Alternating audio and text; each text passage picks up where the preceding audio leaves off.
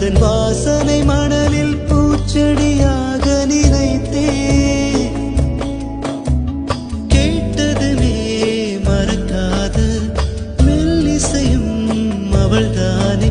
அதன் பல்லவி சரணம் புரிந்து மௌனத்தில் நின்றே. ஒரு கரையாக அவள் இருக்க, மறுகரையாக நான் இருக்க, இடையில் தனிமை தழும்புதே நதியாய். கானல் நீரில் மீன் பிடிக்க கைகள் நினைத்தால் முடிந்திடுமா? நிகழ்காலம் நடுவே வேடிக்கை பார்க்கிற